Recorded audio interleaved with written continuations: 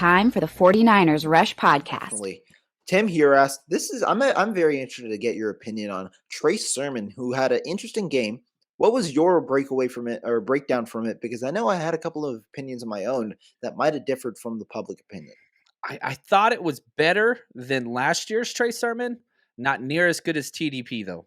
Whenever Okay. Trey Sermon was out there, I was like, all right. And then I saw TDP and I was like, oh, that's what it's supposed to look like. Like, that's what the big bodied, decisive back, short yardage, that's what I want.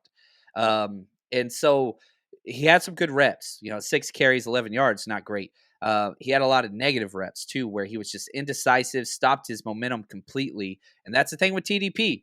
He doesn't stop momentum. He just goes forward. And, Shanahan has been on the record saying his Trey Sermon's decisiveness, that's what he wants. Pick the hole, hit the hole. So I'm a little bit higher on Sermon than I was last year, but not as much as I am TDP. And if I was in charge of the running back rotation, TDP would be getting those snaps over Sermon. Okay, there we go. You heard it here first from John Chapman. TDP over Sermon right now. And to me, it is about decisiveness. If Trey Sermon can be decisive, he's going to be a good running back because he can take off and he can have the one cut and go. He isn't dancing as much as he did last year, which was the main issue, right, with Trey Sermon. He was just trying to he was adjusting from the college game. And so to me, Sermon had looked fairly solid in camp. He's going to get probably the RB1 snaps again this week, unless Jeff Wilson comes back. So that's something to see. He's going to get the opportunity again against a fairly solid defensive line, at least for the first kind of series. So I want to see how Trey Sermon does, and can he continue to just utilize his eyes and see what the offensive line gives him? Because I didn't think his performance was as bad as people indicated, just because the 6 carries, right, 11 yards. I think it was heavily skewed on certain plays that were for losses, which weren't necessarily his fault. But overall, you do want to see that decisiveness continue to be consistent for Trey Sermon rather than be here and there. Yeah, I think you nailed it, man. And again, if you just look at Trey Sermon's carries, you're like, all right, this is not bad. And it's not bad. But then you look at the context of the other people's carries, even Jermichael Hasty I'd throw in there, even Jordan Mason I'd throw in there.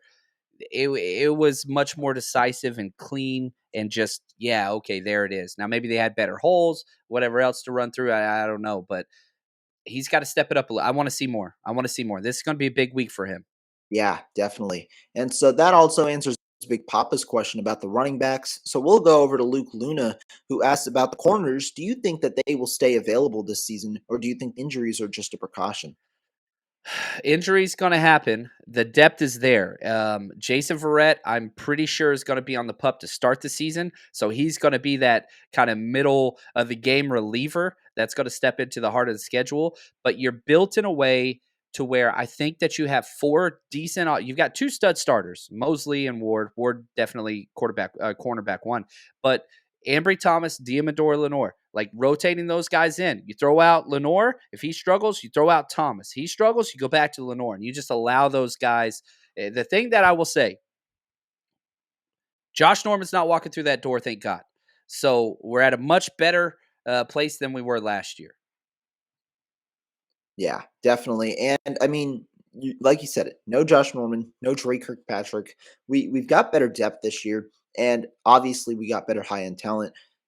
Do I think they stay available? Good question, because neither Mosley or Ward have played a full season since 2019. Ward has missed about 2 to 3 games a year. Last year, he missed, I believe, 4 games last year. Mosley obviously missed, I believe, 6 games last year in the regular season. And so, they have had injury concerns in the past. I'm expecting at least one of them to miss games this season, if not both, which has been the norm. That's just football in general. But the 49ers, they were able to work with guys like Josh Norman last year. You have better depth this year. Hopefully they continue to develop like Ambry Thomas did as the season went along last year. And Diamador Lenore, who's looked better so far, hopefully they continue to develop and can be serviceable when they are called upon to play on the field. Yep, I'm with you there. Well said.